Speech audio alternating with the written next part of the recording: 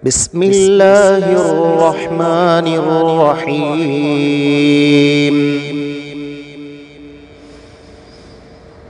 قل يا